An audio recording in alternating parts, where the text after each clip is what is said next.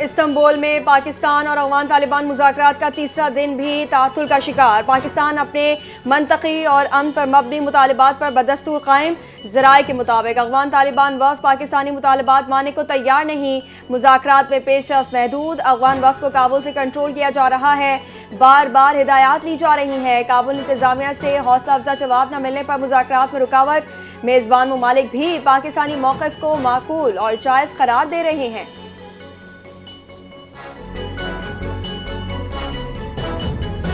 وزیر اعظم شہباز شریف کی ریاض میں سعودی ولی عہد شہزادہ محمد بن سلمان سے ملاقات۔ شہباز شریف کا کہنا ہے ملاقات کر کے بے حد خوشی ہوئی۔ ملاقات میں تجارت، سرمایہ کاری، اقتصادی تعاون بڑھانے پر تبادلہ خیال۔ پاکستان سعودی عرب نے برادرانہ تعلقات مضبوط بنانے کے عزم کا اعادہ کیا۔ وزیر اعظم نے سعودی ولی عہد کی غیر متزلزل حمایت پر اظہار تشکر کیا۔ شہباز شریف نے کہا سعودی ولی عہد نے دونوں ممالک کے خوشحال مستقبل کے ویژن کو آگے بڑھایا۔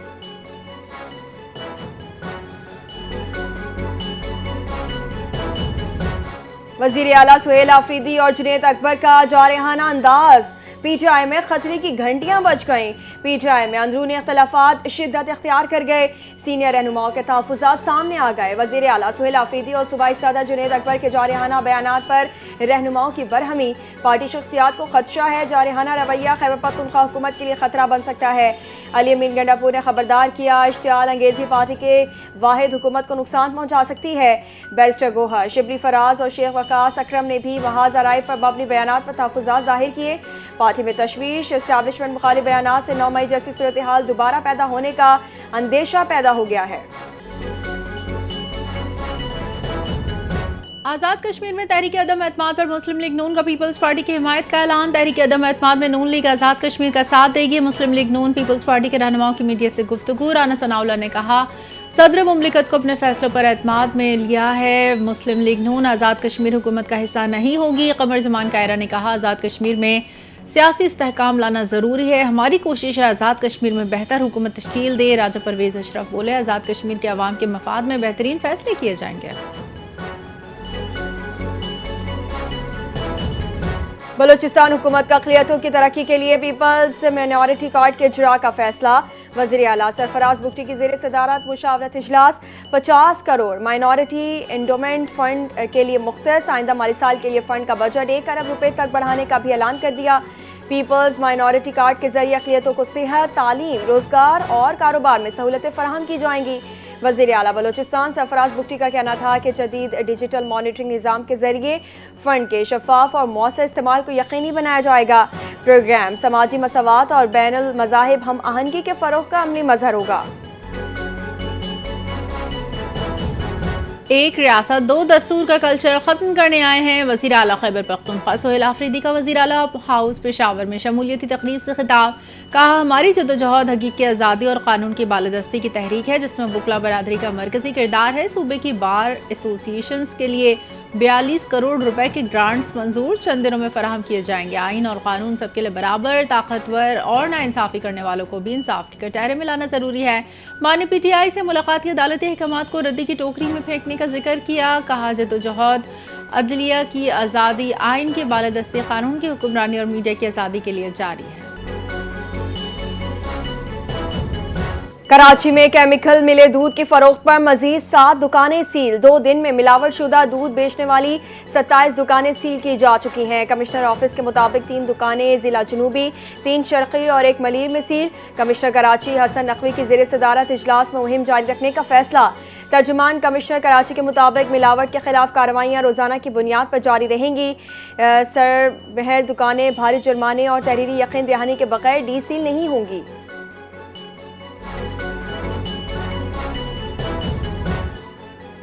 اسلام آباد کے ڈسٹرکٹ اینڈ سیشن کورٹ نے بانی P T I Bushra be be کی گرفتاری سے روک دیا۔ عدالت نے بانی P T I Bushra be be کی ضمانت قبل از گرفتاری میں 25 نومبر تک توسیع کر دی۔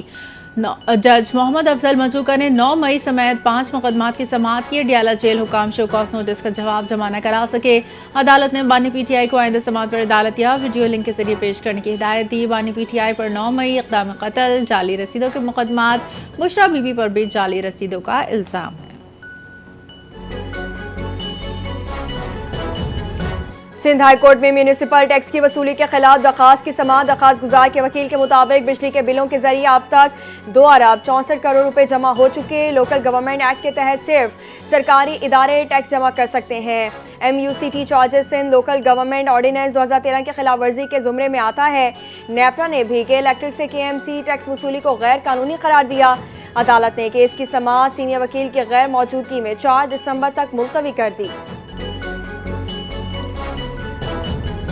वज़ीर आला खैबर पख्तूनख्वा सोहेल आफरीदी की core commander Peshawar lieutenant general Umar Ahmad Bukhari से 1-on-1 मुलाकात। सूबे की सिक्योरिटी सूरत हाल, मौजूदा हालात पर तबादला ख्याल, दहशतगर्दी से निमटने के उमूर पर तफसीली गुफ्तगू। मुलाकात अमजरगे से कबल हुई कर्टिसी कॉल के तौर पर करार। साबिक़ वज़ीर आला अली बिन गंडापुर ने भी ओहदा संभालने के बाद कोर कमांडर से मुलाकात की थी।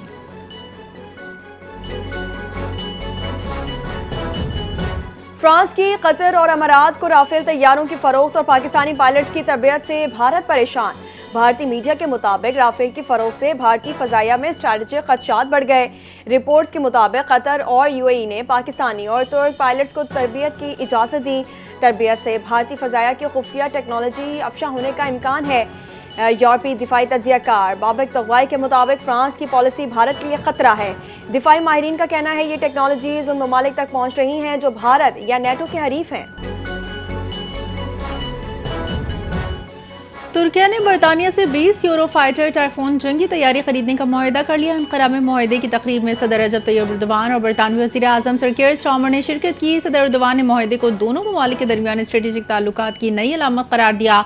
मुआहदे की मालियत तकरीबन $11 अरब है। पहले तैयारे 2030 में तुर्किया पहुंचेंगे। तुर्किया, कतर, ओमान से भी 12 टाइफून तैयारे खरीदने की कोशिश।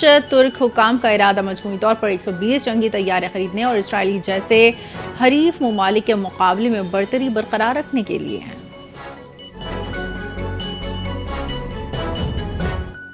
हमास ने एक और इजरायली यगमाली की लाश रेड क्रॉस के जरिए इजरायली हुकाम के हवाले कर दी। इजरायली फौज के मुताबिक लाश को तल अबीब के अबू कबीर फॉरेंसिक इंस्टीट्यूट मुंतकिल किया गया। इजरायली फौज के मुताबिक लाश की शनाख्त का अमल 2 दिन तक जारी रहने का इम्कान है।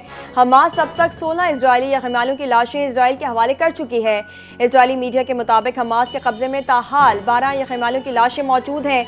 नेतन्याहू ने मिस्री टीम को गजा में लाशों की तलाश के लिए दाखिले की इजाज़त दे दी। मुआहदे के बावजूद इसराइल का जंगी जुनून बरकरार। आर्मी चीफ ने जंग खत्म न करने का ऐलान कर दिया। इसराइली फौज के सरबराह लेफ्टिनेंट जनरल एयाल ज़मीर ने कहा, गजा में हमास के खिलाफ जंग उस वक्त तक जारी रहेगी जब तक आखिरी मग़वी की लाश वापस नहीं आती। जंग अभी ख़त्म नहीं हुई, हमें अपना मिशन मुकम्मल करना है। इसराइली आर्मी चीफ का फौजियों से खिताब। कहा, तमाम महाजों पर मुमकिन चैलेंजेस के लिए तैयार रहना है। मुआहदे के बावजूद कशीदगी बरकरार, खित्ते में हालात मज़ीद संगीन होने का खदशा। लाहौर दुनिया के आलूदा तरीन शहरों में आज भी पहले नंबर पर। Air quality index 420 record. Punjab के मुख्तलिफ शहरों में फ़ज़ाई आलूदगी की शिद्दत बरकरार। फैसलाबाद में पार्टिकुलेट मीटर्स की तादाद 622, मुल्तान में 485 रिकॉर्ड। बहावलपुर में पार्टिकुलेट मीटर्स 255, फ़ज़ा मुज़र सेहत करार। तिब्बी माहिरीन की शहरियों को मास्क के इस्तेमाल और एहतियाती तदाबीर इख्तियार करने की हिदायत। आलमी फहरिस्त में दिल्ली दूसरे, ढाका तीसरे, कलकत्ता चौथे और कराची 5वें नंबर पर है। तुर्की के मगरबी हिस्से में 6.1 शिद्दत का ज़लज़ला, मुतादिद इमारतों को नुकसान। ज़लज़ले का मरकज़ बालेक्सर के कस्बे संदरगी में था। झटके इस्तांबुल, बोरसा, मानेसा, अजमेर समेत कई शहरों में महसूस किए। शहरी खौफजदा होकर घरों से बाहर निकल आए। मुतादिद इमारतों को नुकसान, लेकिन किसी जानी नुकसान की तस्दीक नहीं हुई। इमदादी टीमें मुतासरा इलाकों में रवाना, नुकसान के तखमीने का अमल जारी।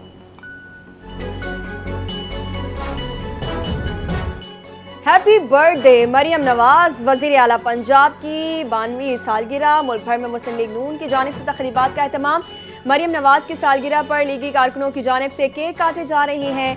मरियम नवाज 28 अक्टूबर 1973 को पैदा हुई। सियासी सफ़र 2013 की इंतखाबी मुहिम से शुरू हुआ। ख़वातीन के हुकूक और बच्चों की तालीम के फ़रोग़ में मरियम नवाज का नुमाया किरदार। बरतानवी इदारे ने मरियम नवाज को दुनिया की बास सरबराहान मुमलिकत की बेटियों में शामिल किया था। वज़ीर इत्तलात असमा बुखारी का मरियम नवाज के लिए तहनीती पैगाम। आवाम की खिदमत पर खिराज तहसीन।